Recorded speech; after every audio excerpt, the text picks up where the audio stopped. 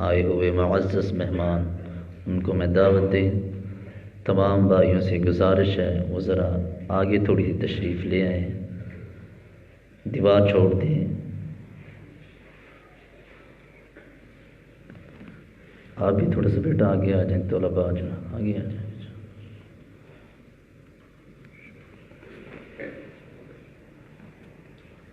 اللہ تعالیٰ آپ سب کا آنا قبول فرمائے۔ تو اب میں بلا تاخیر دعوت سخن دیتا ہوں۔ آج کے ہمارے انتہائی معزز مہمان جو کراچی سے تشریف لائے ہیں وہ کسی تعارف کے محتاج نہیں، میں شامل بیٹھنا قبول فرمائے۔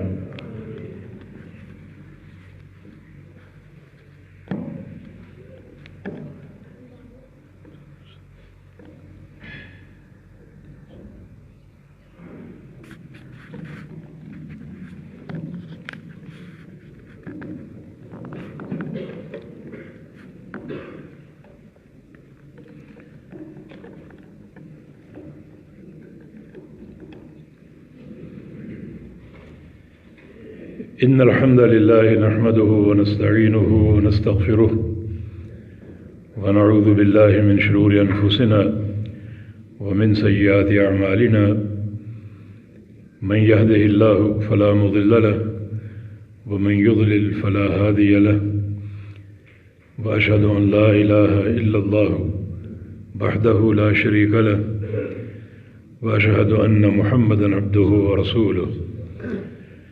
يا أيها الذين آمنوا اتقوا الله حق تقاته ولا تموتن إلا وأنتم مسلمون۔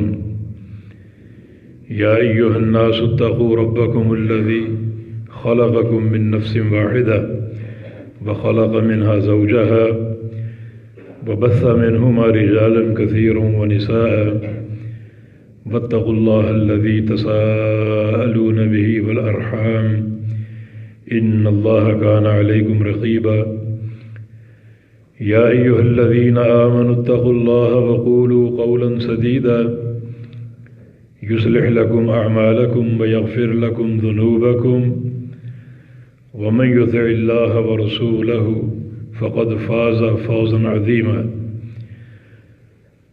اللهم صل على محمد وعلى آل محمد كما صليت على إبراهيم وعلى آل إبراهيم إنك حميد مجيد۔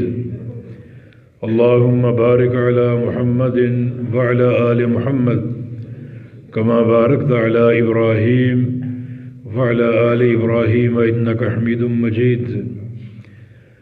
سبحانك لا علم لنا إلا ما علمتنا إنك أنت العليم الحكيم۔ رب اشرح لي صدري ويسر لي أمري واحلل عقدة من لساني يفقهوا قولي۔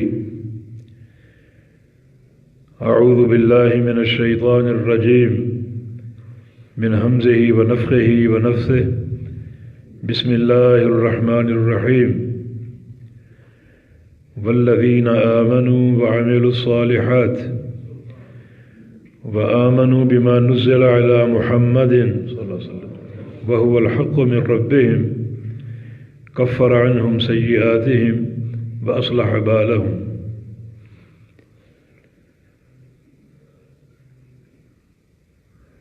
نظام کوئی بھی ہو، خاندانی ہو، سیاسی ہو، سماجی ہو، اخلاقی ہو، مالی ہو، ان سب کی بہتری کا جو قوام ہے یا اساس ہے وہ تقویٰ ہے۔ فاتقوا اللہ یعلمکم اللہ۔ تم تقویٰ اختیار کر لو، اللہ تعالیٰ تمہیں سارے ڈھنگ سکھا دے گا۔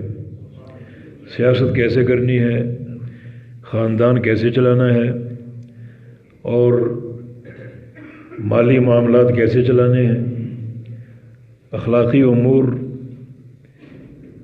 کس ڈگر پہ چلانے ہیں۔ تمہارا کام کیا ہے؟ تقویٰ اختیار کر لو۔ یعلمکم اللہ، اللہ رب العزت تمہیں سب کچھ سکھا دے گا اور تعلیم ارشاد فرما دے گا۔ تو تقوی ہی در حقیقت محور ہے دین کا، دنیا کا اور سارے امور کا۔ وَمَن يَتَّقِ اللَّهَ يَجْعَلْ لَهُ مِنْ أَمْرِهِ يُسْرًا، جو تقوی اختیار کرے گا اللہ تعالیٰ اس کے سارے کام آسان کر دے گا۔ وَمَن يَتَّقِ اللَّهَ يَجْعَلْ لَهُ مَخْرَجًا وَيَرْزُقْهُ مِنْ حَيْثُ لَا يَحْتَسِبُ، جو تقوی اختیار کرے گا اللہ رب العزت اسے مخرج مہیا کر دے گا۔ مخرج کا معنی نکلنے کا راستہ۔ کسی مشکل میں آپ پھنس جائیں، کسی مصیبت میں گرفتار ہو جائیں، یا مشن میں کوئی رکاوٹ آ جائے، آپ کا کام تقوی اختیار کرنا ہے، اللہ رب العزت آپ کو مخرج عطا فرمائے گا، نکلنے کا راستہ مہیا فرما دے گا۔ وَيَرْزُقْهُ مِنْ حَيْثُ لَا يَحْتَسِبُ، اور ایسے مقام سے روزی دے گا جہاں تمہارا وہم و گمان بھی نہ ہو، تمہاری سوچ سے بڑھ کر اور تمہاری توقعات سے ماوراء اللہ رب العزت تمہیں رزق کے، پاکیزہ رزق کے خزانے عطا فرما دے گا۔ آخرت کا محور اور آخرت کی کامیابی اور اصلاح، اس کا مدار بھی تقوی ہے۔ وَلِمَنْ خَافَ مَقَامَ رَبِّهِ جَنَّتَانِ فَبِأَيِّ آلَاءِ رَبِّكُمَا تُكَذِّبَانِ، جس شخص کے دل میں مقام رب کا خوف آ جائے۔ مقام رب کے خوف کی دو صورتیں ہیں، ایک اللہ تعالیٰ سے ڈر جانا اور تقوی اختیار کر لینا، اور دوسری صورت یہ ہے کہ اللہ تعالیٰ کے سامنے کھڑے ہونے کا خوف۔ بندہ اللہ کے امر سے پیدا ہوتا ہے، اللہ تعالیٰ کے امر سے مرتا ہے، اور مرنے کے بعد اللہ تعالیٰ کی نگرانی سے باہر نہیں ہوتا، بلکہ اللہ تعالیٰ کی طرف ہی پلٹ کے جانا ہے، اسی کو حساب دینا ہے، اسی کے سامنے کھڑا ہونا ہے اور اسی کے لیے کھڑا ہونا ہے۔ یہ تمام باتیں سوچ کر اگر اللہ تعالیٰ سے ڈر جائے اور اس کا خوف اختیار کر لے تو اللہ تعالیٰ نے ایسے بندے کے لیے جنت میں پہلے سے 2 باغ تیار کر رکھے۔ 2 باغ اس کے لیے تیار ہے، بلکہ آگے فرمایا کہ وَمِن دُونِهِمَا جَنَّتَانِ، 2 باغ اور بھی، 4 باغ تیار ہیں ایسے بندے کے لیے جس کے دل میں واقعتاً اللہ کا خوف آ جائے، تقوی اور پرہیزگاری سے مالا مال ہو جائے۔ والعاقبۃ للتقوی، انجام کار کی بہتری تقوی پر ہے۔ وعدت للمتقین، جنت متقین کے لیے ہے۔ تو دونوں جہانوں کی سعادت، کامیابی، رشد اور فلاح، سارے امور کی بہتری، ہر نظام کی کامیابی تقوی کے رہینے منت ہے۔ اللہ کا خوف اگر پیدا ہو جائے تو اللہ رب العزت تمہارے سارے کام سنوار دے گا۔ حقیقت تقوی جو ہے، ایک تعریف تو یہ ہے کہ اللہ اور اس کے رسول کی اطاعت کرنا، یہ تقوی ہے۔ وما آتاکم الرسول فخذوہ وما نہاکم عنہ فانتہوا، جو چیز رسول دیں اسے لے لو اور جس چیز سے روکیں باز آ جاؤ۔ یہ لینا اور باز آنا، یہ 2 بنیادیں ہیں تقوی کی، 2 ارکان سمجھ لیجیے۔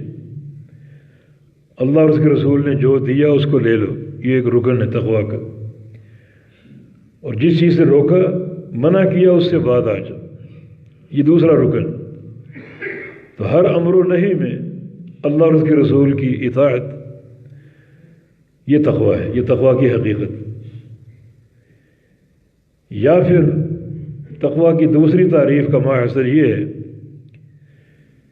کہ انسان اللہ تعالیٰ کے خوف اور اس کے ڈر کی ایک دیوار بناتا جائے، اونچی کرتا جائے،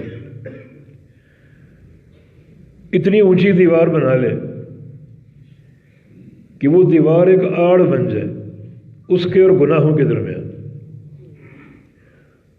اس دیوار کو کبھی عبور ہی نہ کر سکے، اس کو کبھی پھلانگ ہی نہ سکے، اس کو عبور کرے گا تو گناہ تک پہنچے گا نا۔ لیکن تقویٰ کی ایسی دیوار ہو، اتنی اونچی بلند و بالا کہ اس کو پھلانگنا ممکن نہ ہو اور اس کو عبور کرنا ممکن نہ ہو، مانا معصیتوں سے باز آ جائے۔ اور اگر معصیت سرزد ہو جائے تو توبہ کو ملتوی نہ کرے کہ بعد میں توبہ کر لیں گے، بڑھاپے میں توبہ کر لیں گے۔ اللہ رب العزت نے ہمیں خود توبہ کا موقع فراہم کیا، اور اگر ہم بے پرواہ ہو جائیں تو اس عظیم نعمت کی ناقدری۔ انا نبی التوبہ، نبی علیہ السلام کا فرمان، میں توبہ کا نبی ہوں۔ اللہ رب العزت نے توبہ کا دروازہ بنایا، روزانہ سورج اس سے طلوع ہوتا ہے، اس سے آپ اندازہ کریں کہ کتنا بڑا دروازہ ہے جو سورج کو گزار سکے۔ سورج کتنی بڑی مخلوق ہے، تو کتنا بڑا دروازہ ہوگا یہ دروازہ بنایا، اس کو کھلا رکھا اور ہمیں حکم دیا کہ توبوا الی اللہ توبۃ نصوحا، اب آؤ توبہ کر لو۔ دروازہ کھلا ہے، ہر وقت کھلا ہے، دن رات صبح و شام، تم پر خوشی کی کیفیت ہو یا غمی کا عالم ہو، امن ہو یا جنگ ہو، سفر ہو یا حضر، ہر وقت دروازہ کھلا ہوا ہے۔ توبوا الی اللہ، تم توبہ کر لو۔ توبہ کے دو موقع ہیں، ایک عمومی اور خصوصی۔ عمومی عامت الناس کے لیے، پوری دنیا کے لیے، یہ وہ دروازہ جس کا ذکر ہو رہا ہے جو قیامت تک کھلا رہے گا، اور جب قیامت کی نشانیاں ظاہر ہوں گی تو ان میں سے ایک نشانی سورج کا مغرب سے طلوع ہونا، جہاں سے ہمیشہ طلوع ہوتا تھا وہاں سے غروب ہونا، وہاں سے طلوع ہونا جہاں ہمیشہ غروب ہوتا تھا، مغرب سے طلوع ہونا سورج کا۔ اب کوئی بندہ اگر توبہ کرے، اب میں توبہ کرتا ہوں، اب وہ قابل قبول نہیں۔ کوئی کافر کہ میں ایمان لاتا ہوں، وہ قابل قبول نہیں۔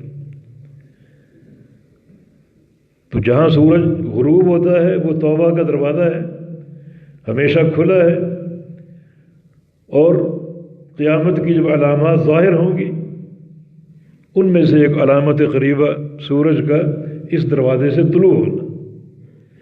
ہمیشہ مغرب میں ڈوبتا تھا، آج مغرب سے طلوع ہو رہے، اب توبہ کا دروازہ بند ہو گیا۔ اور ہر بندے کے لیے جو توبہ کا ایک امکان ہے، نبی علیہ السلام کی حدیث ہے کہ ان اللہ یقبل توبۃ عبدہ ما لم یغرغر، اللہ رب العزت اپنے بندے کی توبہ اس وقت تک قبول کرتا رہتا اور کرتا رہے گا جب تک اس کی جان اس کے حلق میں نہ پھنس جائے۔ موت کا وقت آ گیا، جان کنی کا وقت ہے، اور جان یہاں اٹک گئی، حلق میں پھنس گئی، اب وہ کہے میں توبہ کر لوں، اب توبہ قابل قبول نہیں۔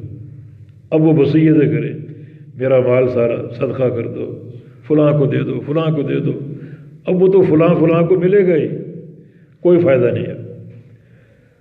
تو ان وقتوں کے آنے سے پہلے توبہ کر لو، یہ حقیقت تقویٰ ہے۔ والذین اذا فعلوا فاحشة او ظلموا انفسهم ذکروا اللہ فاستغفروا لذنوبہم، جو ہی گناہ ہو جائے اللہ تعالیٰ کو یاد کرنے بیٹھ جائے، استغفار شروع کر دے۔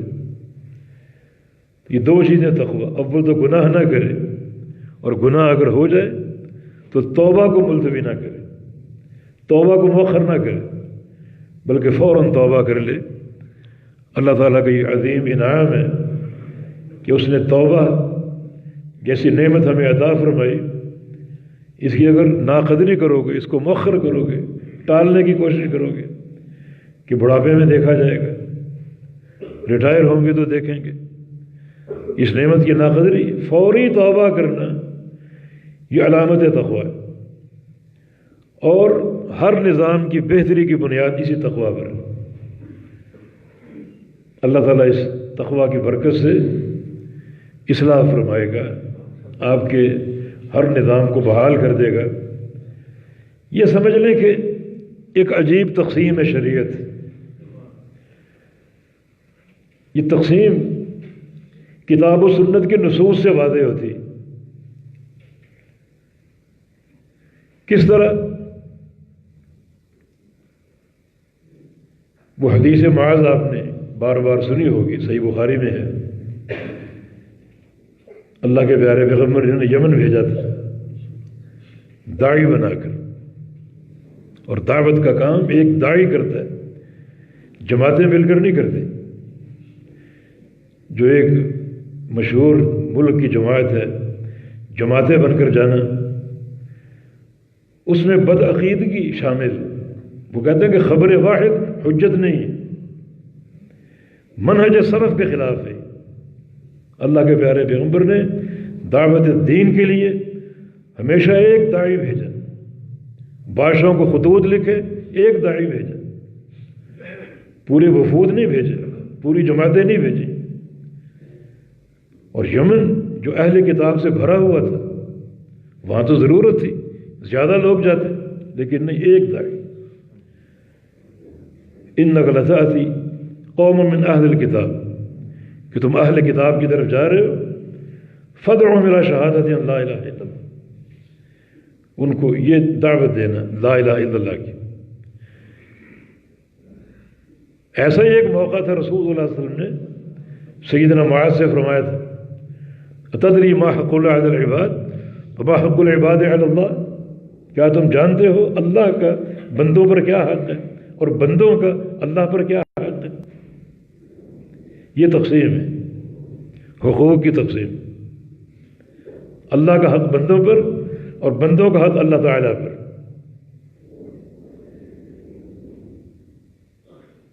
فرمایا کہ حق اللہ علی العباد ان یعبدوہ ولا یشرکوا بہ شیئا، اللہ تعالیٰ کا بندوں پر یہ حق ہے کہ بندے اللہ کی عبادت کریں اور اس عبادت میں کسی کو شریک نہ ٹھہرائیں۔ بس یہ ایک ہی حق ہے، دو حق سمجھ لیجئے، ایک حق بصورت اثبات، دوسرا حق بصورت نفی۔ اثبات کیا ہے؟ ان یعبدوہ، اللہ کی عبادت کریں۔ نفی کیا ہے؟ ولا یشرکوا بہ شیئا، اس عبادت میں کسی کو شریک نہ ٹھہرائیں۔ دو حق ہو گئے نفی اور اثبات کی صورت۔ اس تفصیل کی ضرورت اس لیے ہے کہ یہی جماعت جس کا ہم ذکر کر رہے ہیں، وہ کہتے ہیں کہ توحید بیان کرو اس بات کی شکل میں، نفی کی شکل میں نہیں، تاکہ لوگ ٹوٹ نہ جائیں۔ اللہ تعالیٰ کی وحدانیت کی بات کرو، لیکن یہ مزاروں اور قبوں کی درگاہوں کی تردید نہ کرو، لوگ ٹوٹ جائیں گے۔ لوگوں کو جوڑو، شرک پر جوڑو، اجتماعیت تو توحید کی اساس پر ہے۔ الحب فی اللہ والبغض فی اللہ، اوثق علی الایمان الحب فی اللہ والبغض فی اللہ۔ ایمان کا سب سے مضبوط کنڈا جو ہے اللہ کے لیے جڑنا، اللہ کے لیے ٹوٹنا۔ تو عجیب ان کے قواعد ہیں، توحید بصورت اثبات ہو، بصورت نفی نہ ہو۔ یہ وہی دعوت نہیں ہے جو ایک مشورہ دیا تھا کفار قریش نے ابو طالب کے ذریعے رسول اللہ صلی اللہ علیہ وسلم، اپنے الہ کی بات کرو، اللہ کی بات کرو، مگر ہمارے بتوں کی تردید نہ کرو، تاکہ ہم مل جائیں، جڑ جائیں۔ آپ نے کیا فرمایا کہ سورج میرے دائیں ہاتھ پہ رکھ دو اور چاند بائیں ہاتھ پہ، پھر بھی بتوں کی تردید سے باز نہیں ہوں گے، شرک کی تردید سے باز نہیں ہوں گے۔ اور اگر چاہتے ہو ہر معاملے کی اصلاح، تو یہ بات نوٹ کر لو کہ اس کا اصل محور اللہ تعالیٰ کی توحید ہے، اور توحید ان دو ارکان کے ساتھ، پوری توحید دو ارکان پر قائم ہے، ایک نفی اور ایک اس بات۔ کیا معنی؟ اللہ کی عبادت کرو، یہ اس بات، اتنا کافی نہیں ہے۔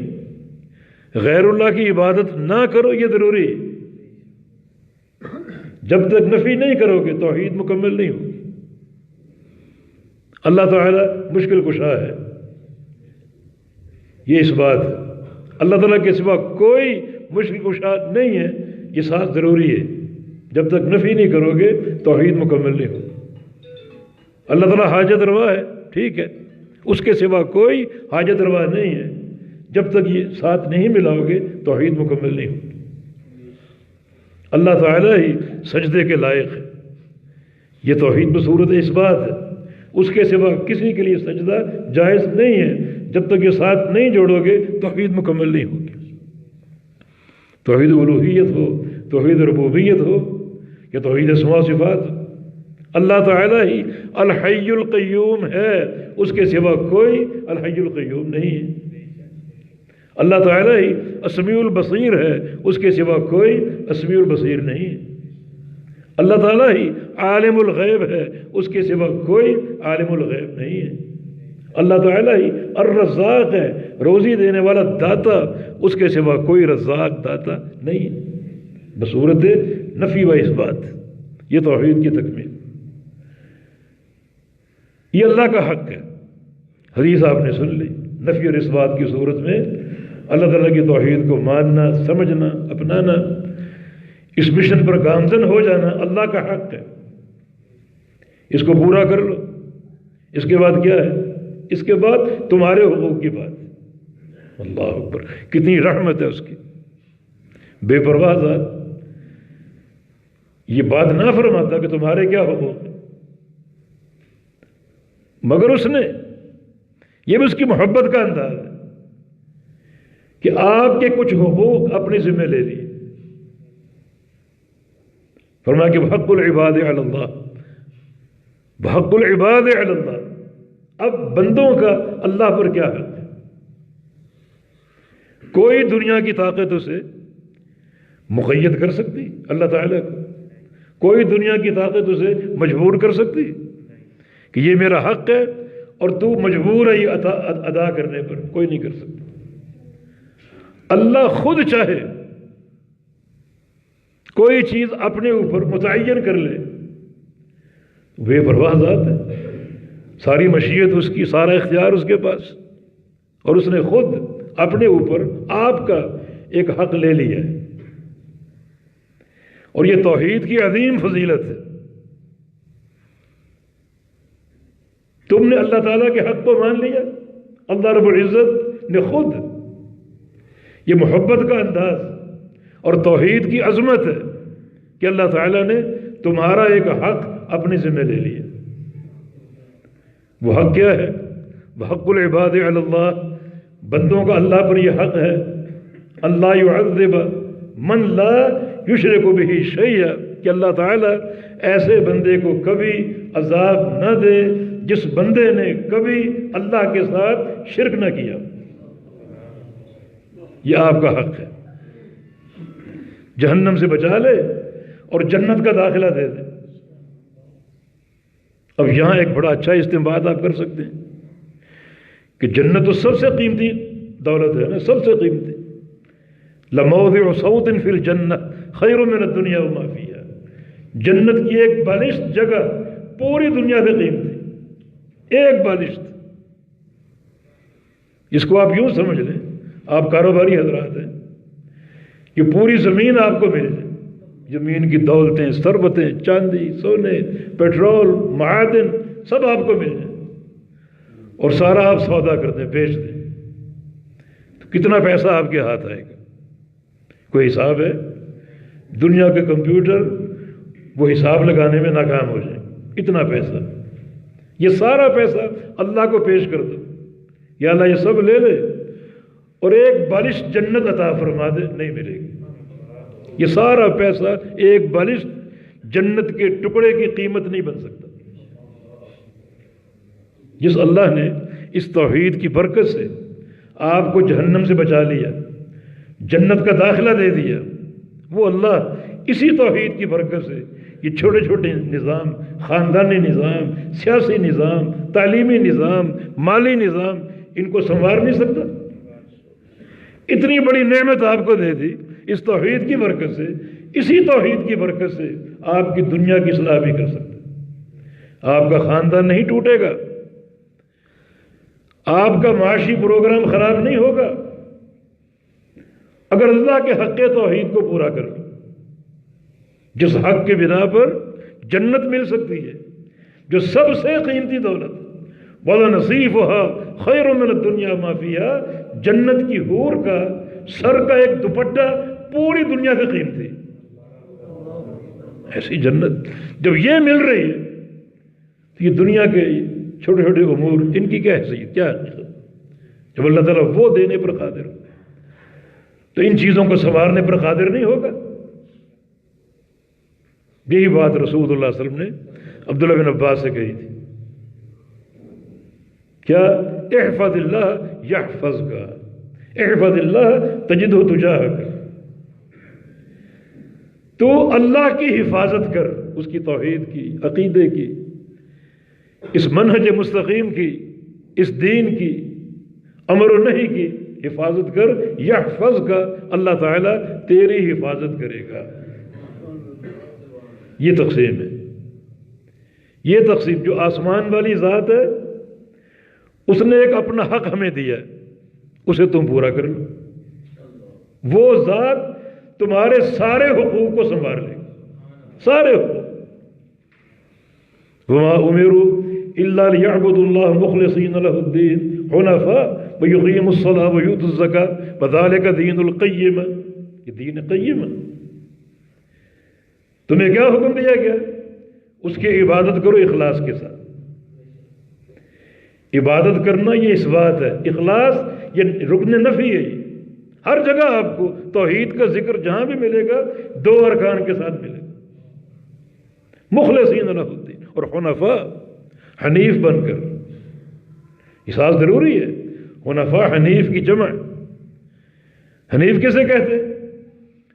جو دنیا کے سارے جو ادیان، سارے افکار، ساری ثقافتیں، سارے کلچر، ان سب سے کٹ کر اپنا چہرہ دین اسلام کی طرف سیدھا کر دے، وہ حنیف ہے۔ ابراہیم علیہ السلام حنیف تھے، نبی علیہ السلام کا ارشاد ہے بعثت بالحنیفیت استمع، مجھے حنیفیت کے ساتھ بھیجا گیا۔ حنیفیت کیا ہے؟ ملت ابراہیمی، وہ کیا ہے؟ ہر فکر سے، ہر تحریک سے، ہر ثقافت سے، ہر کلچر سے، ہر فکر سے کٹ کر اپنا چہرہ سیدھا توحید کی طرف، دین اسلام کی طرف، اللہ اور اس کے رسول کی اطاعت کی طرف پھیر لے اور کسی کی طرف جھانک کر نہ دیکھے، ایسی غیرت، یہ حنیفیت۔ تو کیا ہے؟ وَمَا أُمِرُوا إِلَّا لِيَعْبُدُوا اللَّهَ، اللہ کی عبادت مخلصین، اخلاص کے ساتھ، اور پھر حنیف بن کر، وَيُقِيمُوا الصَّلَاةَ وَيُؤْتُوا الزَّكَاةَ، نمازیں قائم کر لو اور زکوٰۃ ادا کرو، وَذَلِكَ دِينُ الْقَيِّمَةِ، یہ دین قیم ہے۔ ذَلِكَ دِينُ الْقَيِّمَةِ، علماء بیٹھے ہیں، القیمہ کا موصوف معذوف ہو سکتا ہے، ذَلِكَ دِينُ الْمِلَّةِ الْقَيِّمَةِ، جو ملت قیمہ ہے، بالکل سیدھی، کامیاب، غالب، رشد والی، فلاح والی، کبھی ناکامی کا چہرہ نہ دیکھنے والی ملت قیمہ۔ اگر یہ سارے کام کر لو تو اللہ تعالیٰ تمہیں ملت قیمہ بنا دے گا، بالکل ہر امر میں سیدھی، بالکل سارے کام سیدھے اور کامیاب ہو۔ وَذَلِكَ دِينُ الْقَيِّمَةِ، یہ حقوق کی تقسیم ہے۔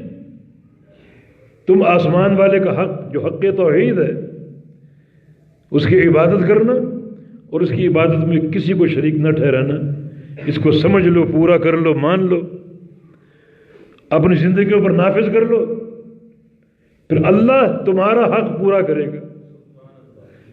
یہ ذمہ داری ہم نے نہیں لگائی، کوئی دنیا کی طاقت اللہ کو پابند یا مجبور نہیں کر سکتی، لیکن توحید کی عظمت ہے، اللہ تعالیٰ نے خود اپنی محبت سے ایک ذمہ داری اپنے اوپر قائم کر لی کہ میں تمہارے حقوق پورے کروں.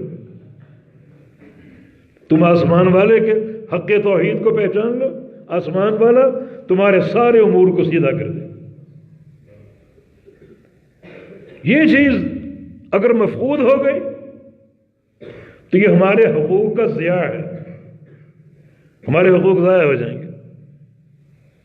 اگر ہم نے آسمان والے کے حق توحید کی پرواہ نہ کی تو آسمان والا ہمارے حقوق کی پرواہ نہیں کرے گا، پھر رل جائیں گے، ضائع ہو جائیں گے، برباد ہو جائیں گے، سارے نظام فیل ہو جائیں گے. وہ سیاسی ہو، خاندانی ہو، تجارتی ہو، مالی ہو، اخلاقی، سماجی، کچھ بھی ہو.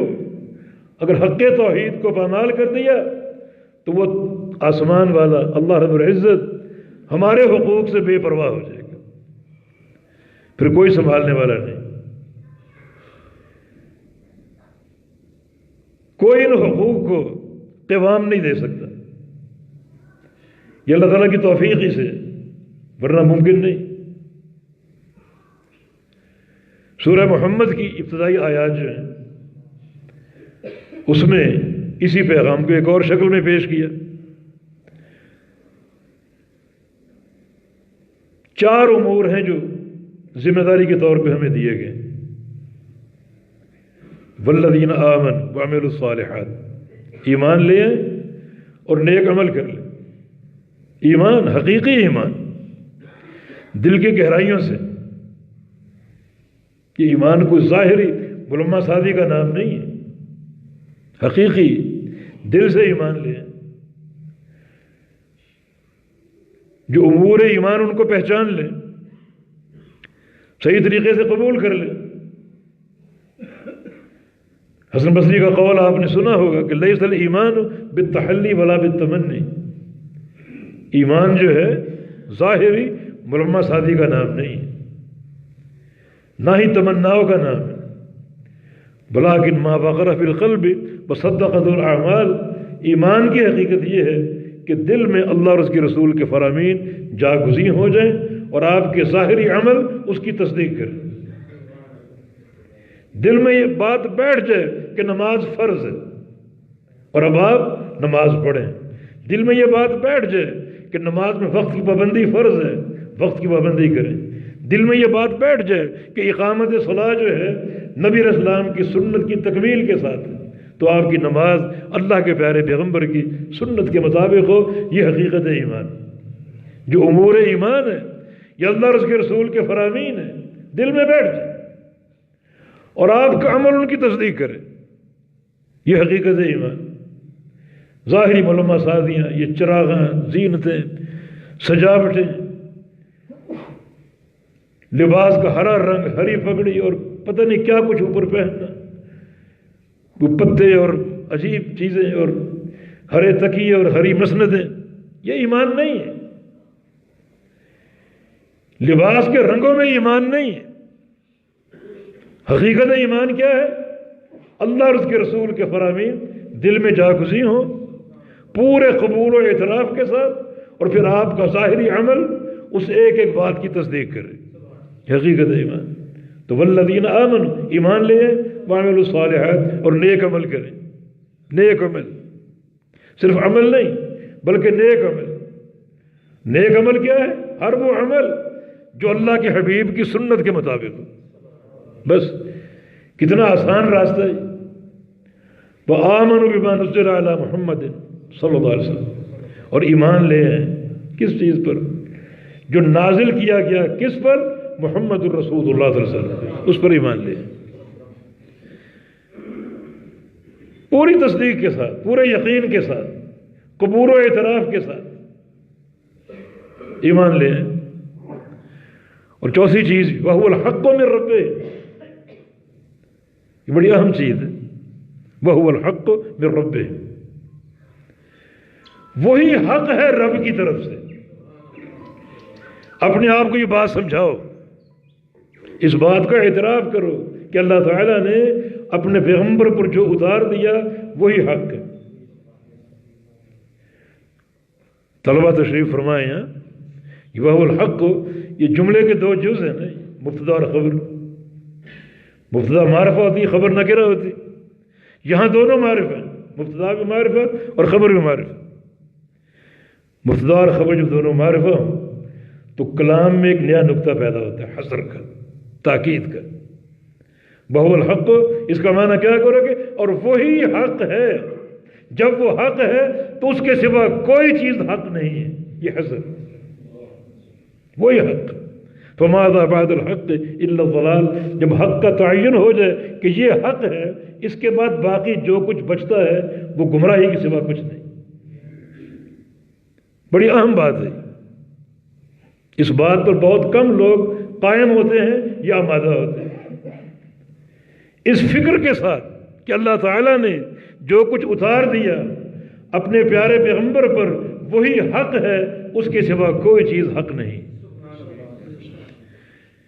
پھر یہ قوم برادری کی رسمیں اور فلاں کی بات، بزرگوں کی باتیں کہاں سے آ گئی؟ کوئی گنجائش نہیں ان کی.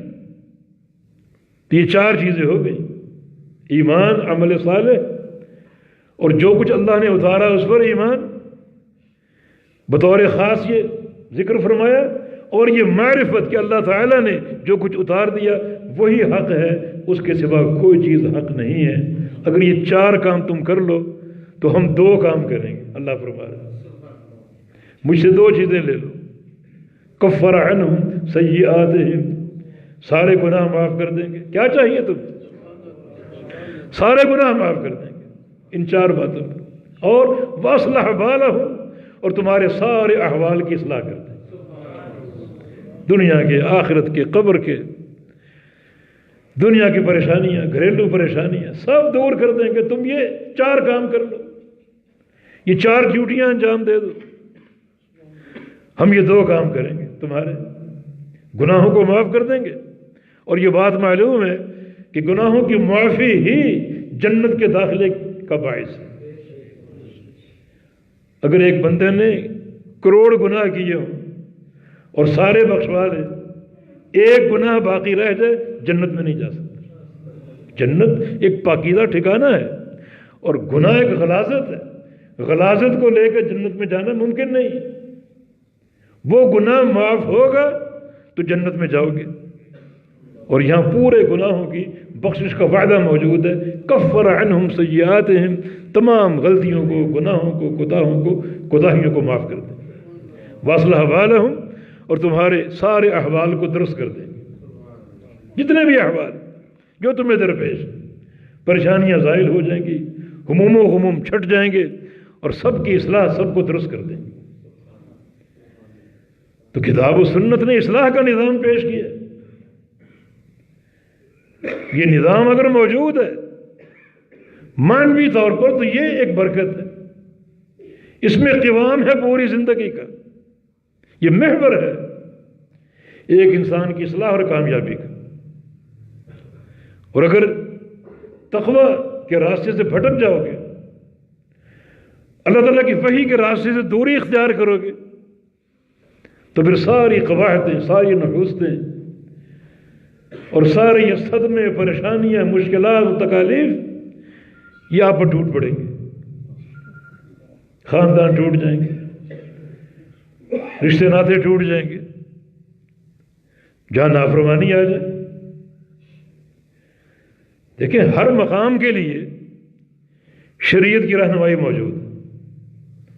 نبی علیہ السلام کی حدیث ہے کہ اتق اللہ حیث ما کنت، تو جہاں بھی ہو تقوی اختیار کر. جہاں بھی ہو، تو کہاں ہو سکتا ہے؟ تو گھر میں ہو سکتا ہے، گھر میں تقوی کے ساتھ رہے. تو مسجد میں ہو سکتا ہے، مسجد میں تقوی کے ساتھ رہے.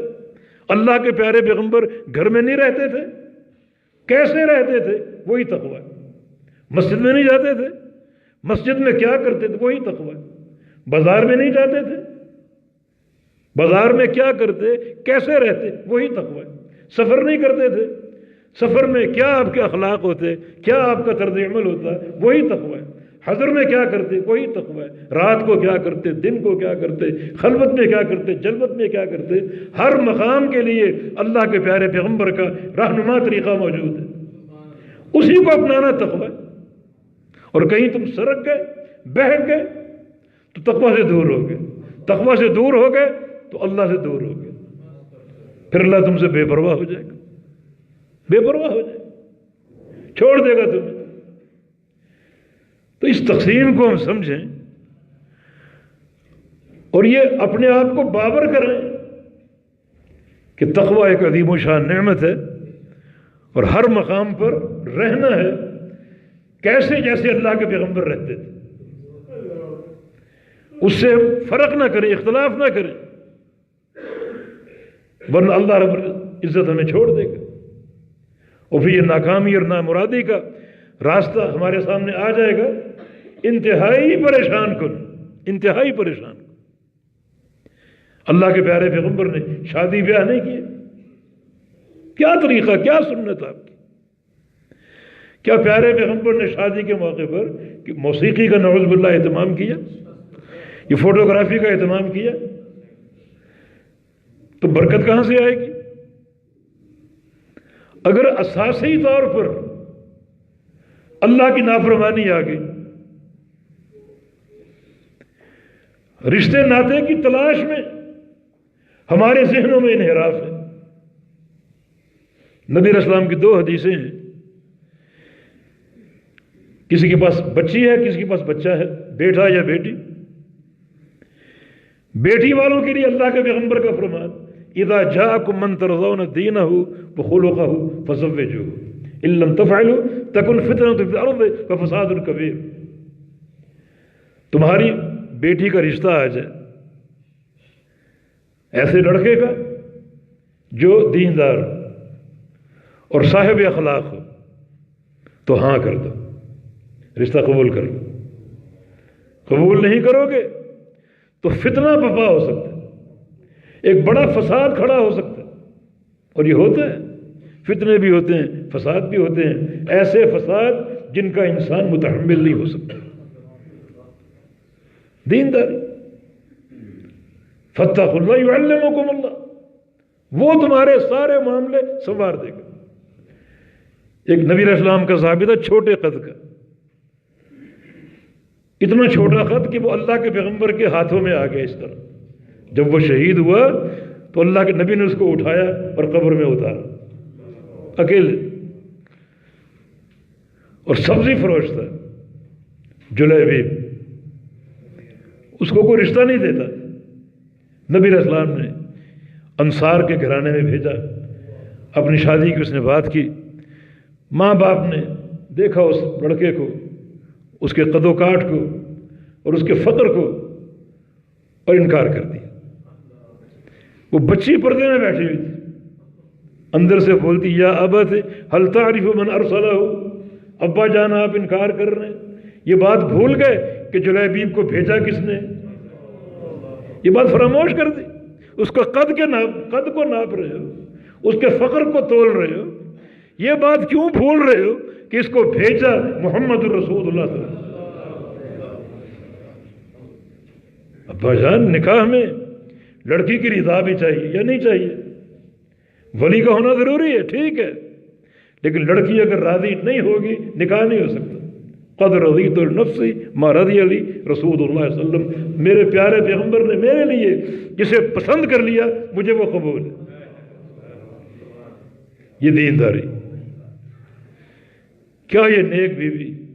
ہر لڑکی کے دل میں کوئی آئیڈیل ہوتا ہے، میرا شوہر کیسا ہو، کیسا قد ہو، کیسا چہرہ ہو، ہر لڑکی کے ایک دل میں ایک آئیڈیل اس نے بسایا ہوتا ہے۔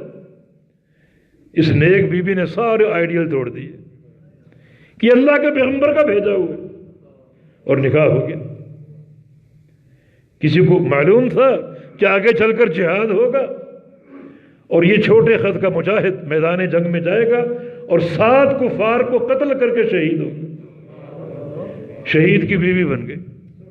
مسند احمد میں انس بن مالک کا قول ہے کہ بیت جلیبیب من انفق البیوت فی المدینہ، میں نے خود مدینہ کی تاریخ میں دیکھا یہ وقت کہ سب سے زیادہ مال، صدقہ اور خیرات جلیبیب کے گھر سے آتی تھی۔ اللہ نے نواز دیا اس نیک بیوی کی برکت سے، اس کا حسن انتخاب، حسن اختیار، دینداری، اللہ کے پیارے پیغمبر سے محبت۔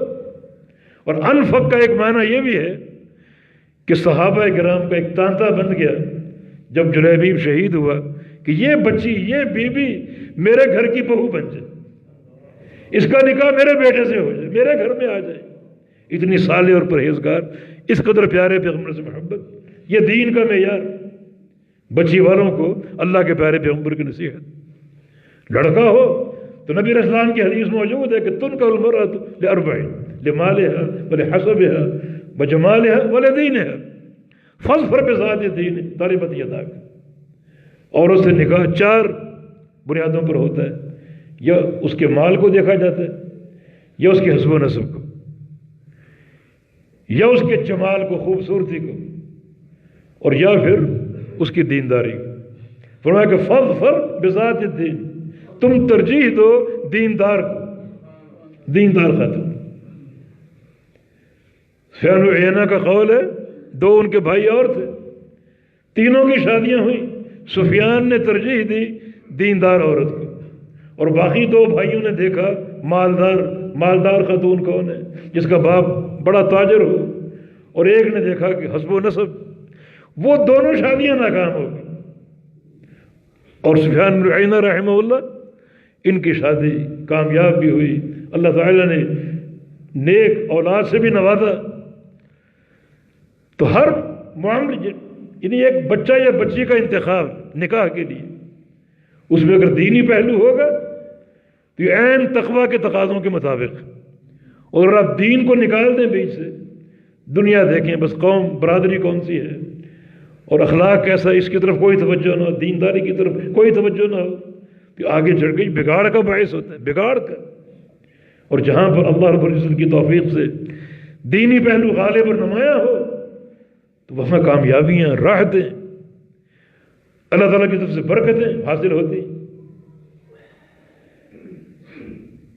ایک نیک بیوی کا ذکر ہے صحیح بخاری کی ایک حدیث میں، ام سلیم رضی اللہ عنہ، جن کا شوہر ابو طلحہ کسی کام کی غرض سے باہر گیا ہو، چھوٹا بیٹا بیمار تھا، چلے گئے، وہ باہر چلے گئے، اور جس دن آنا تھا بیٹا فوت ہو گیا۔ اب یہ نیک بیوی کہ شوہر تھکا ہارا گھر آئے گا، پتہ نہیں کن مشکلات میں باہر ہوگا، اور میں آتے ہی یہ خبر دے دوں بچے کی وفات کی اور اس کی مشکل میں اضافہ کروں، اس نے خبر نہ دی، چادر ڈال دی، گویا بچہ لیٹا ہوا ہے، شوہر گھر پہنچا، مسکرا کے استقبال کیا، یہ بھی نہیں کہ رود ہو کر یا کوئی بویلا مچاتی ہوئی کہ شوہر پریشان نہ ہو، یعنی کیسی سوچ ہے۔ اور شوہر نے پوچھا بھی بچے کا کیا حال، بیمار تھا، کہا کہ بڑی راحت میں، اور واقعی راحت تھی، اللہ نے مستقل راحت دے دی، ابدی راحت دے دی۔ اور عجیب بات یہ کہ شوہر کا رات کو قرب کی خواہش بھی ہوئی، ہم بستری کی خواہش ہوئی، وہ بھی پوری کر دی۔ اور پھر ایک تمہید قائم کر کے اللہ تعالیٰ یا کوئی تمہیں ایک امانت دے، اب وہ امانت واپس مانگ رہا ہے، تو دو گے یا نہیں دو گے؟ کیوں نہیں، اس کی امانت دیں گے ضرور۔ تو پھر یہ بچہ اللہ تعالیٰ کی امانت تھی، اللہ نے واپس لے لی، اب خبر دی، پوری طرح خبر گیری کر کے، پوری طرح ایک تسلی اور ساری خواہشات پوری کر کے اب خبر دی۔ ابو طلحہ نے جا کر نبی علیہ السلام کو بتایا کہ رات یہ گھر میں یہ چیز ہوئی ہے۔ ام سلیم رضی اللہ عنہ، اللہ کے نبی نے کہ بت مع عروسین وفی جنبکما، کہ بچے کی لاش پڑی ہے اور تم دونوں نے دلہا اور دلہن بن کے رات گزاری، بارک اللہ فی لیلتکما، اللہ رب العزت تمہاری رات میں برکتیں عطا فرمائے۔ اللہ نے ایک نیک صالح بیٹا محدث عطا فرمایا، اور اس کی پشت سے اللہ تعالیٰ نے اور نیک اور صالح اولادیں عطا فرما دی اس نیک بیوی کی برکت سے۔ دینداری ہے نا، یہ دینداری، لیکن حقوق کا توازن ہونا چاہیے، امور کا توازن ہونا چاہیے۔ شوہر یا مرد یہ نہ سمجھے کہ وہ گھر میں کسی نوکرانی کو لا رہا ہے، کسی باندی یا لونڈی کو لا رہا ہے۔ شریعت نے مساوی حقوق دیے، مساوی حقوق۔ دیکھیں شادی اور نکاح کو اگر ہم یہ سمجھیں کہ یہ بہتری کو حاصل کرنے کا ایک ذریعہ ہے، ایک ایسا موڑ ہے جہاں اچھائیاں، سعادتیں، برکتیں، اللہ کی رضا اور اس کی محبت کو سمیٹنے کا موقع ہاتھ آ رہا۔ نبی علیہ السلام کی 2 حدیثیں، خیرکم خیرکم لأہلہ وانا خیرکم لأہلی۔ تم سب میں بہترین کون ہے؟ جو اپنی بیوی کے لیے بہترین ہو، یعنی بہترین ہونے کا تمغہ مل رہا ہے، بہترین ہونے کا تمغہ دیا جا رہا ہے کہ سب سے بہتر انسان کون؟ دنیا میں جہاد بھی ہے، نمازیں بھی ہیں، روزے بھی ہیں، حج بھی ہیں، زکاتیں، سب چیزیں ہیں۔ ان تمام امور کو انجام دینے والا یقیناً نیک اور صالح ہے، لیکن سب سے بہترین کون ہے؟ سب سے بہترین وہ ہے جس کی بیوی کہہ دے کہ میرا شوہر بڑا اخلاق والا، سب سے بہترین۔ یہ گھر کی شہادت، باہر کی شہادت نہیں۔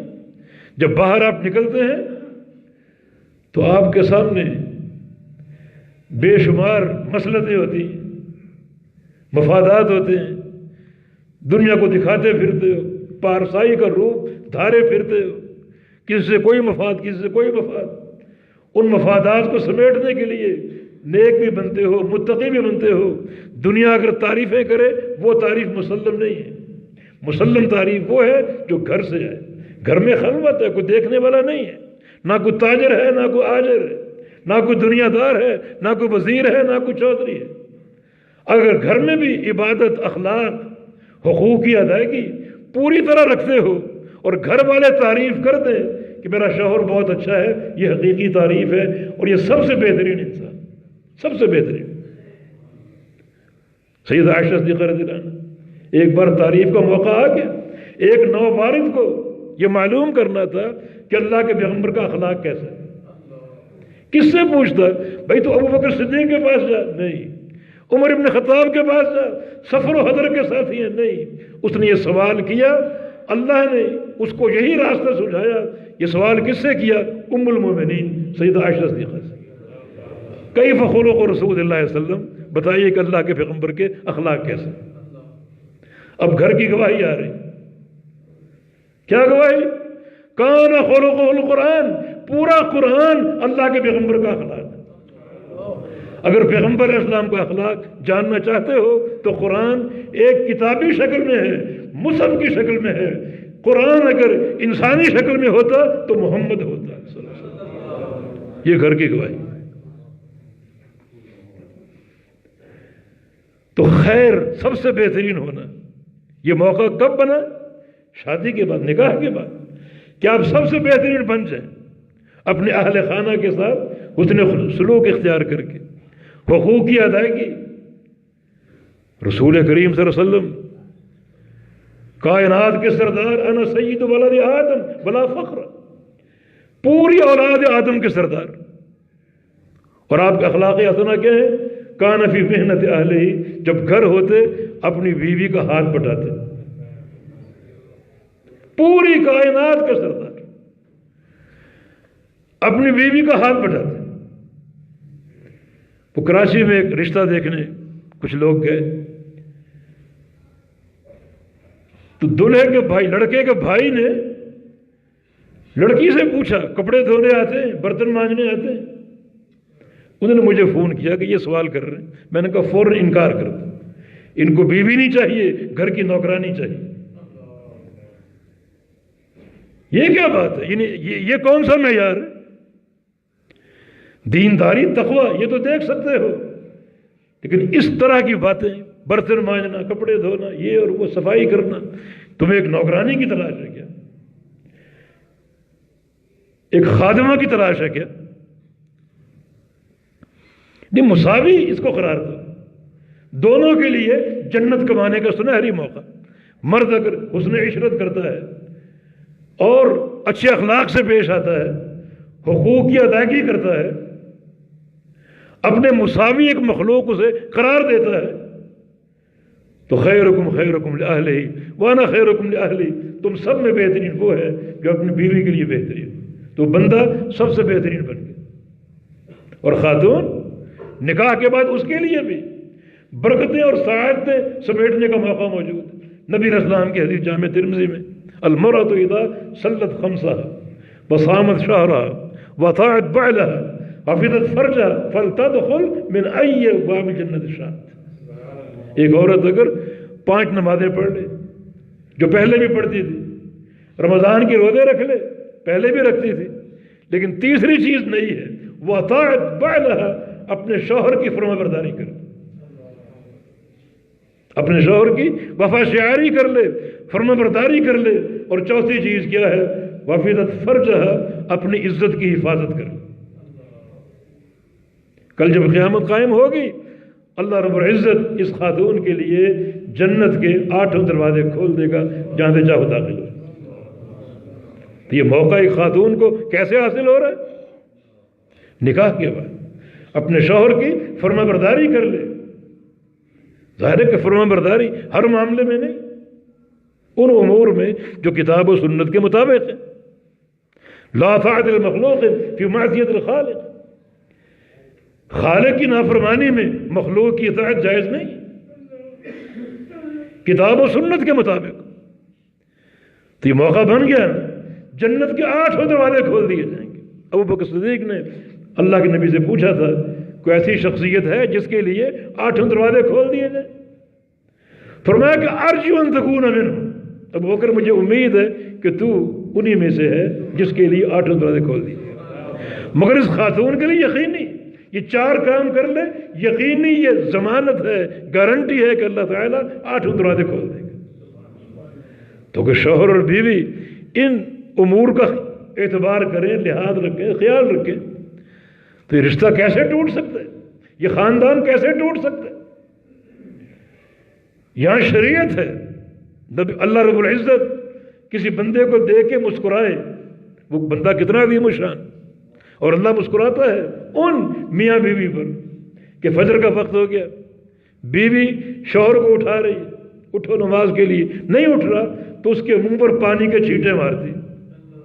شوہر بیوی کو اٹھا رہے نہیں اٹھ رہے، اس کے منہ پر پانی کے چھینٹے مار رہے نماز کی اقامت کے لیے، اللہ تعالیٰ کا ایک فریضہ انجام دینے کے لیے. اور اللہ رب العزت ان میاں بیوی کو دیکھ کے مسکراتا ہے. کیا محبت کا عالم ہے! تو یہ بہتری اور یہ سعادت یقیناً نکاح کی صورت میں حاصل ہوتی، نکاح کے بعد حاصل ہوتی. لیکن اگر ان امور کو ہم توڑ دیں تو خرابیاں پیدا ہو سکتی. شوہر اگر جابر مستبد ہو، استبداد پر آ جائے، ظلم و ستم پر آ جائے، اور اپنی بیوی کو گھر کی خادمہ سمجھے، حکم چلانا اور بد اخلاقی کا رویہ، تو پھر وہ رشتے کہاں پروان چڑھتے ہیں؟ پھر معاملات میں برکت کہاں سے ہوگی؟ نبی علیہ السلام کی ایک حدیث مسند احمد، سوء الملکۃ شؤم وحسن الملکۃ نماء. بڑا یہ قاعدہ کلیہ، جو تمہارے زیر دست ہیں، ان میں بیوی بھی ہے نا، آپ اس کے نگہبان ہیں، وہ آپ کی زیر دست ہے، ان میں آپ کی اولاد بھی ہے، ان میں آپ کے غلام بھی ہیں، آپ کے نوکر چاکر بھی ہیں، دکان کے ملازمین بھی ہیں، فیکٹری کے ملازمین بھی ہیں، یہ سارے آپ کے زیر دست ہیں. فرمایا ان کے ساتھ اچھا برتاؤ، اچھا اخلاق نماؤن رزق کی برکت ہے. اچھا برتاؤ کرو گے اللہ تعالیٰ رزق میں ایسی برکتیں عطا فرمائے گا کہ تم تصور نہیں کر سکتے. اور سول ملکت شؤم، جو آپ کے زیر دست ہیں، ان کے ساتھ اگر بد اخلاقی کا رویہ رکھو گے، ہر ماتھے پر بل، ہر وقت ڈانٹ ڈپٹ، پریشان کرنا، فرمایا کہ شؤمن یہ آپ کے رزق کے لیے نحوست ہے. بعض اوقات ایک بندہ محنت کرتا ہے، کاروبار چلا رہا ہے، لیکن برکتیں نہیں ہو رہی، نفع نہیں آ رہا، پریشان ہے. کیوں؟ یہ سبب ہو سکتا ہے اپنے رویے کا جائزہ لو، اپنے کردار کا جائزہ لو، بیوی کے ساتھ کیسا رویہ ہے، اولاد کے ساتھ کیسا رویہ ہے، اور دکان کے نوکر چاکر جو ہیں ان کے ساتھ کیسا رویہ ہے، اسے پرکھو، اسے چیک کرو. بعض اوقات یہ جو ناہمواری ہے یہ تمہاری رزق میں تنگی کا باعث بنتی. اچھا اخلاق ہوگا تو اس کو نما کہا کہ نمو، رزق کی برتری، رزق کی بڑھوتری اسی چیز پر قائم. تو شریعت کی رہنمائی تو موجود ہے. اس سے عورت بد اخلاق ہو سکتی؟ ہم نے ایک حدیث پڑھی جامع الصغیر میں، صحیح سند اس کی، اس میں 3 افراد کا ذکر، اللہ تعالیٰ ان کی دعا قبول نہیں کرتا، وہ دعائیں کرتے ہیں اللہ قبول نہیں کرتا۔ 3 افراد، بڑا عرصہ پہلے یہ پڑھی تھی، 2 افراد ذہن میں آ رہے ہیں اس وقت۔ ایک وہ شخص جو کاروبار کے لیے اپنا پیسہ کسی بیوقوف کو دے دے، اور پارٹنرشپ کر دے، اور پتہ ہے کہ بیوقوف ہے، نقصان ہوگا، کاروباری امور نہیں جانتا، اور اس کو پیسہ دے دے کہ آؤ ہم آپس میں شراکت کرتے ہیں، مل کر کاروبار کرتے ہیں۔ فرمایا کہ یہ شخص جو ہے جو کسی بیوقوف کے ہاتھ میں اپنا پیسہ دے دے کاروبار کے لیے، اللہ اس کی دعا قبول نہیں کرتا۔ دوسرا وہ شخص جس کے گھر میں بد اخلاق بیوی،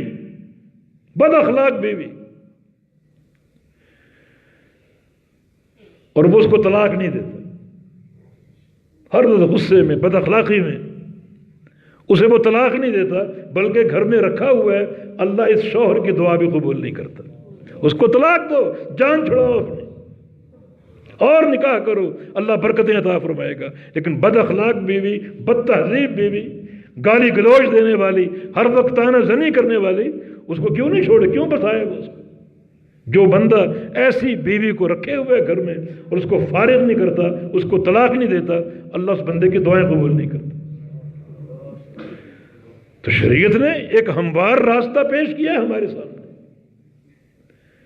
ایسی عورت کے لیے جنت کا داخلہ محال۔ نبی علیہ السلام کی حدیث ہے، اطلعت فی الجنہ فرأیت اکثر اہل الفقراء واطلعت فی النار فرأیت اکثر اہل النساء۔ میں نے جنت میں جھانکا، جنت میں فقراء زیادہ تھے، مالدار کم تھے۔ جہنم میں جھانکا، جہنم میں عورتیں زیادہ تھیں اور مرد کم تھے۔ عورتوں تم کیوں زیادہ؟ تمہارے لیے تو 4 کاموں پر جنت کے 8 دروازے کھل جائیں گے، تم کیوں زیادہ؟ غور کی بات ہے۔ اس کا سبب ایک حدیث میں موجود ہے، صحیح بخاری میں وہ حدیث ہے، اللہ کے پیارے پیغمبر نے عید کا خطبہ ارشاد فرمایا، بڑا اجتماع تھا، آپ نے محسوس کیا کہ میری آواز عورتوں تک نہیں پہنچی ہو، بلال حبشی کو لے کر عورتوں کے اجتماع میں چلے گئے، انہیں خطاب کرنے کے لیے، انہیں درس دینے کے لیے۔ فرمایا کہ یا معشر النساء تصدقنا واکثرن من الاستغفار فإنی اریدکن اکثر اہل النار۔ عورتوں 2 کام کرو، صدقہ دو اور کثرت سے استغفار کرو۔ یہ 2 کام کرو خوب، صدقہ دو اور کثرت سے استغفار کرو۔ فإنی اریدکن اکثر اہل النار، اس لیے کہ میں نے جب جہنم میں دیکھا، جہنم میں عورتیں زیادہ تھی، تم زیادہ تھی، تمہاری تعداد زیادہ تھی۔ بچنا چاہتی ہو یہ 2 کام کرو، صدقہ دو۔ ابھی صدقہ دینے کی بات اللہ کے پیارے پیغمبر کے ہونٹوں پر تھی، عورتوں نے زیور نوچ نوچ کے اتارنا شروع کر دیا۔ اطاعت اور بلال حبشی کی جھولی میں ڈال رہی، کانوں کے اوپر یہ نوچ کر، تاکہ جلدی صدقہ پہنچ جائے اور یہ سعادت ہمیں حاصل ہو جائے، اس عذاب سے ہم بچ سکیں۔ صدقہ دو اور کثرت سے استغفار کرو۔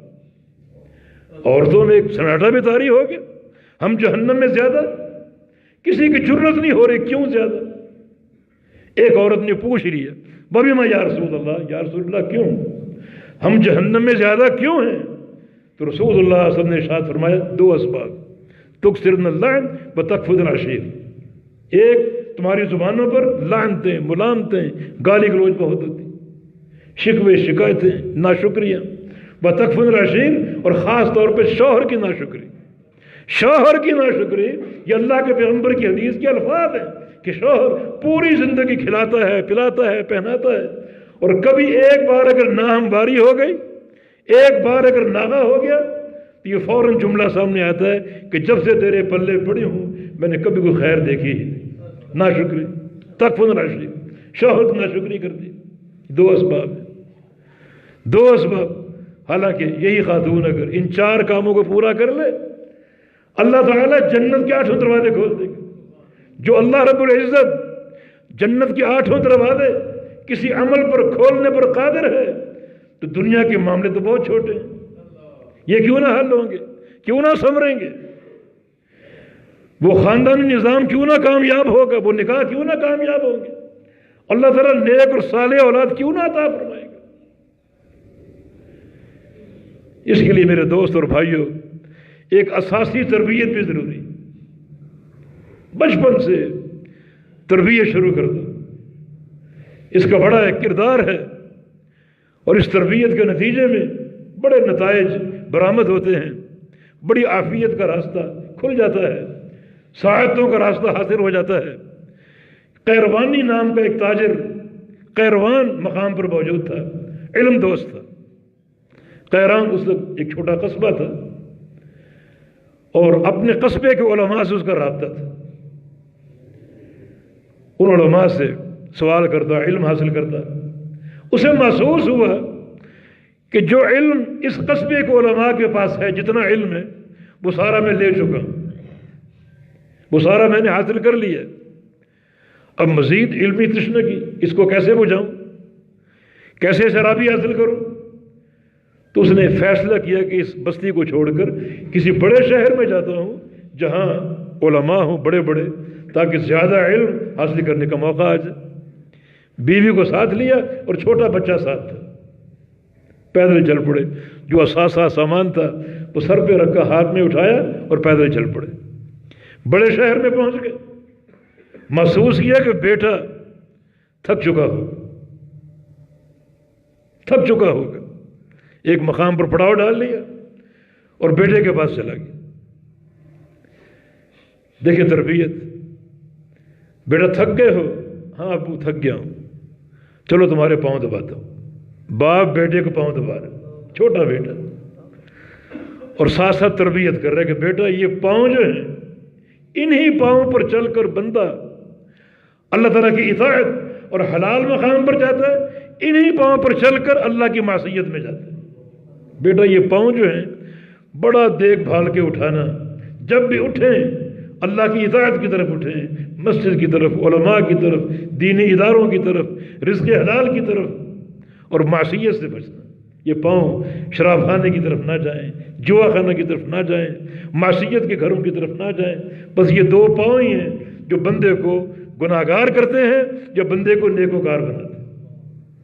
ایک ایک بات بچے کے دل میں گھر کر کے، اب بچے کے دل میں مساجد، مدارس، علماء، ایک شوق پیدا ہو گیا، حتیٰ کہ شہر کے علماء کا علم بھی سارا سمیٹ لیا۔ اب بچہ پوچھتا پھر رہا ہے، میں کسی بڑے محدث کا پتہ دو، کسی بڑے محدث کا، اس کے پاس جاؤں، اس کی صحبت میں بیٹھوں، اس سے علم حاصل کروں۔ بتایا گیا اس وقت دنیا کا سب سے بڑا مال، سب سے بڑا عالم، سب سے بڑا محدث، مرجع خلائق، امام دار الہجرہ امام مالک رحمہ اللہ مدینہ چلا گیا، اور امام مالک کی وفات تک ان کی صحبت میں رہا۔ امام مالک فوت ہوئے، پھر واپس پلٹا، اور اس کا لقب کیا ہے؟ مدون فقہ مالکی، ابو زید القیروانی، مدون فقہ مالکی۔ تربیت، ایسی تربیت اگر اساسی طور پہ مہیا ہوگی، یقیناً ثمرات اس کے حاصل ہوتے ہیں، برکتیں حاصل ہوتی ہیں۔ اور اگر میرے دوست اور بھائیوں دین سے دوری، گھر میں ایسی چیزیں جو اللہ و لاگ پر مشتمل ہوں، جن میں اللہ اور اس کے رسول کی نافرمانی کی جھلکیاں ہوں، تو اس گھر میں کیا برکت ہوگی، کیا خیر ہوگی؟ یقیناً وہاں شیطان کا راج ہوگا۔ اللہ کے ذکر کے بغیر گھر میں کیا برکت ہوگی؟ اتل ما اوحی الیک من الکتاب واقیم الصلاۃ ان الصلاۃ تنہی عن الفحشاء والمنکر ولذکر اللہ اکبر۔ یہ تین کام تو ہر گھر میں ہونے چاہیے، قرآن کی تلاوت، نماز کی اقامت، اور اللہ کا ذکر۔ اللہ کا ذکر، صبح و شام کے اذکار، خاص طور پہ یہ حفاظت، یہ گھر کی حفاظت کے قلعے ہیں، ایسے حصار ہیں کہ شیطان اپنا وار نہیں کر سکتا۔ ہم ان اذکار سے آگاہ نہیں ہیں، واقف نہیں۔ اور یہ بات یاد رکھو، آج کے دور میں ایک بڑا کردار گھروں کے ٹوٹنے کا، اور طلاقوں کے واقع ہونے کا، اور نظام کے ناکام ہونے کا ذکر میں کمی، اللہ کے ذکر میں کمی، بڑا ایک سبب، بڑا ایک عامل ہے۔ آج کا دور جو ہے، اس دور میں دو چیزیں ایک بڑی نحوست کی شکل اختیار کر چکی، ایک حسد، دوسرا نظر بد۔ حسد اور نظر بد۔ اللہ نے آپ کو نعمت دی، اچھا گھر دے دیا، اچھی گاڑی دے دی، اچھا علم، اچھی صحت دے دے، لوگ آپ کے حاسد ہو جائیں گے۔ اور حسد کے تیر جب نکلتے ہیں، چلتے ہیں، چاہے حاسد امریکہ میں بیٹھا ہو اور آپ پاکستان میں بیٹھے ہو، اس کا تیر وہاں سے بھی چل سکتا ہے اور آپ تک پہنچ سکتا ہے۔ نظر بد کا تیر کب پہنچے گا؟ جب وہ آپ کو دیکھے گا تو نظر لگے گی، لیکن حاسد اگر امریکہ میں بیٹھا ہے، وہاں سے بھی آپ اس کے حسد کا شکار ہو سکتے ہیں۔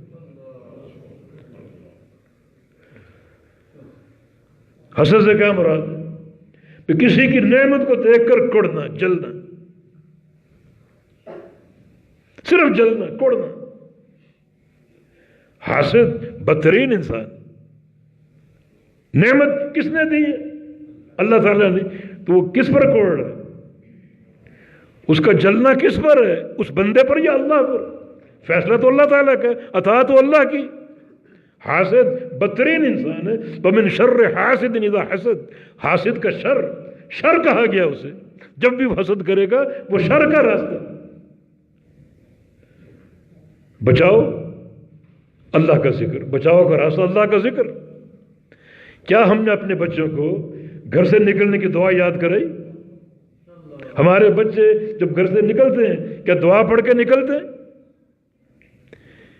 جادو منتشر، حاسدین کا حسد منتشر، بعض اوقات ایک جادو بھٹکتا پھر رہا ہے، جادو کیا گیا، جادو کو عمل انجام دیا گیا، پھٹکتا پھر رہا ہے۔ ممکن ہے ایسے شخص پر وہ مسلط ہو جائے جو اپنے گھر سے نکلا دعا پڑھے بغیر۔ اگر دعا پڑھ کے نکلا ہے تو اللہ کی پناہ میں آ چکا، اس کا کوئی نقصان نہیں کر سکتا۔ یہ صبح و شام کے اذکار، یہ دعائیں ہمیں یاد ہیں، ہمارے بچوں کو یاد ہیں۔ اس سے بھی نظام تباہ ہوتے ہیں، گھریلو نظام تباہ ہوتے ہیں، فرقتیں بڑھتی ہیں، دوریاں بڑھتی ہیں، جدائیاں پیدا ہوتی ہیں، رزق کی برکتیں چھن جاتی ہیں۔ اور اگر اللہ کا ذکر ہو، وَاذْكُرْنَ مَا يُتْلَىٰ فِي بُيُوتِكُنَّ مِنَ الْآيَاتِ وَالْحِكْمَةِ، یہ پہلا دور تھا۔ گھروں میں کیا ہوتا تھا؟ قرآن کی تلاوت اور حدیث کی تلاوت ہمارے گھروں میں ہوتی۔ سب پوچھو اپنے آپ سے، ہمارے گھر میں صحیح بخاری ہے؟ ترجمہ ہو چکا ہے اردو میں، انگریزی میں ترجمہ ہو چکا، کئی ترجمے ہو چکے۔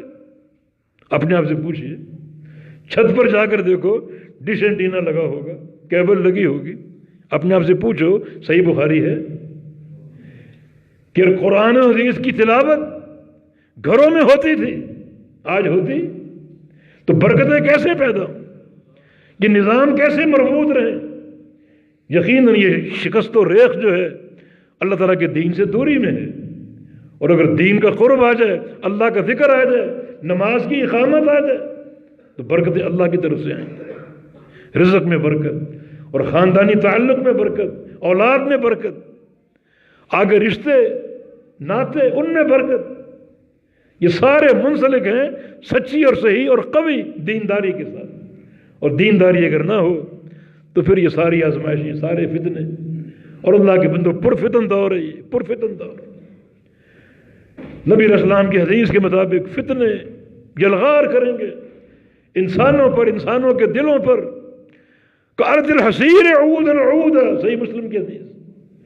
جیسے چٹائی کے تنکے ہوتے ہیں، چٹائی کے تنکوں کی معنی، ایک دن کا، پھر دوسرا، پھر تیسرا، پھر چوتھا۔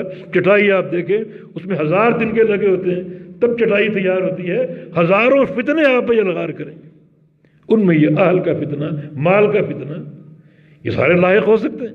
اور بعد اوقات یہ فتنے انسان کو ایسے شر پر ابھار سکتے ہیں جو شر کفر کی حدود تک پہنچتا ہو۔ اللہ کے پیارے پیغمبر کے فرمان کے مطابق انسان صبح کو مومن ہے اور شام کو کافر ہے، شام کو مومن ہے تو صبح کو کافر ہو چکا ہے۔ یبیع دینہ بعرض من الدنیا، دین کو بیچ ڈالتا ہے دنیا کے معمولی ساز و سامان کی خاطر۔ پناہ گاہ جو ہے وہ اللہ کا دین، قرآن و حدیث، رب کے ساتھ تعلق ہے۔ بعض علماء سلف کا قول ہے اگر کبھی جی چاہے کہ میں اللہ سے باتیں کروں تو نفل پڑھنا شروع کر دیتا، اور کبھی جی چاہے کہ اللہ مجھ سے باتیں کرے تو قرآن پڑھنا شروع کرے۔ قرآن اللہ کی باتیں جو اللہ بندوں سے کرتا ہے، اور نماز بندوں کی باتیں جو بندہ اللہ سے ہم کلام۔ بعض آیتوں کا اللہ تعالیٰ باقاعدہ جواب دیتا ہے، الحمدللہ رب العالمین، حمدنی عبدی، الرحمن الرحیم، اثنى علی عبدی، مالک یوم الدین، مجدنی عبدی، ہر بات کا جواب آ رہا ہے۔ کیا شرف ہے ہم کلامی! اور یہ قرب اگر ہو، محبت کی راہیں اگر موجود ہوں تو بندہ ناکام ہو سکتا ہے، نامراد ہو سکتا ہے۔ اللہ تعالیٰ اس کی آخرت کی بھی حفاظت کرے گا، دنیا کی بھی حفاظت کرے گا۔ جب جنت کے وعدے موجود ہیں تو دنیا تو معمولی ہے، دنیا تو معمولی ہے۔ جب یہ عظیم الشان نعمت حاصل ہو سکتی ہے تو دنیا کی نعمتیں کیوں نہ ملیں گی؟ تو یقیناً ساری بھلائیاں، رشد و فلاح کا پروگرام اللہ تعالیٰ کی دین کے ساتھ منسلک ہے۔ ہم دینداری اختیار کر لیں، دینداری کی بنیاد پر اپنے اہل خانہ کی تربیت کریں اور ان پر پوری نگرانی کریں۔ نگرانی، نبی علیہ السلام کی حدیث ہے، فتنوں کے دور میں وَلْيَسَعْكَ بَيْتُكَ، اپنے گھر کی چار دیواری کو اپنے لیے کافی سمجھنا۔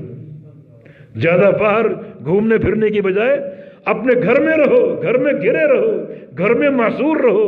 اس کے کئی فائدے ہیں۔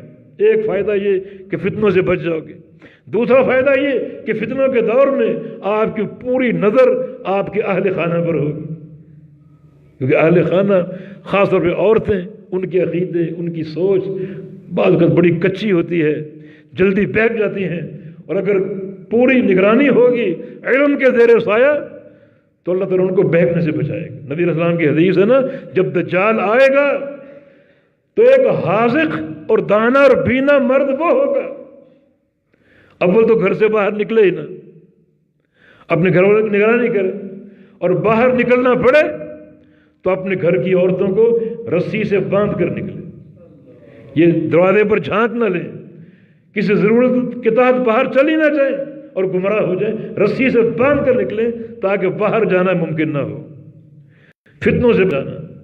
یہ ساری سعادت کے راستے، کامیابی کے راستے شریعت نے بیان کیے، انہی کے زیر سایہ ہماری پناہ ہے۔ اللہ تعالیٰ کی طرف سے عافیت ہے اور سعادت کے پروگرام ہے یقینی طور پر، اور اگر یہ میسر نہیں ہے تو پھر ناکامیاں، نامرادیاں۔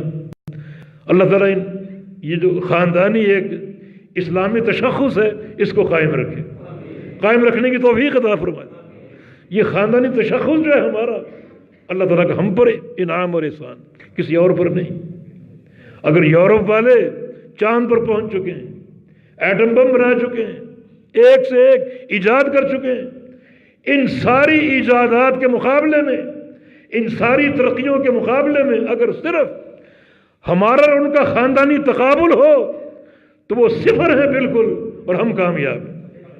وہاں خاندان نہیں ہے، کوئی ربط نہیں ہے، ہمارے خاندان محفوظ ہیں، نسب محفوظ ہیں، ہمیں معلوم ہے ہمارا باپ کون ہے، دادا کون ہے، چچا کون ہے، تایا کون ہے، تایا چچا کو معلوم ہے اولاد کون ہے ہماری، باپ دادا کو معلوم ہے ہمارے بچے کون ہیں، بیٹیاں کون ہیں، بیٹے کون ہیں۔ یورپ میں یہ بات نہیں ہے۔ اکثر بچے ایسے ہیں جنہیں ان کے باپ کا علم نہیں، اکثر بچے ایسے بھی ہیں جن کو نہ باپ کا علم ہے نہ ماں کا علم ہے، نسب نامے محفوظ نہیں، خاندانی تعلق محفوظ نہیں۔ یہ تو ہم پر ایک نعمت ہے، وہ چاند پر پہنچ چکے ہوں، ہمیں کیا، لیکن جو خاندانی ایک ربط ہے اور یہ نظام کی استقامت ہے، اتنی بڑی نعمت ہے کہ ان کا یہ ترقی کرنا ہیج ہے ہمارے سامنے، کچھ نہیں ہوا، ہماری ٹھوکر کے قابل بھی نہیں ہے۔ تو کیوں نہ اس کی ہم قدر کریں، لیکن قدر جو ہے وہ دین کے زیر سایہ رہنے میں ہے۔ ساتھ ساتھ دعائیں، اللہ پاک توفیق عطا فرما دے۔ اقول قولی ھذا واستغفر اللہ لی ولکم وآخر دعوانا ان الحمد للہ رب العالمین۔ السلام علیکم۔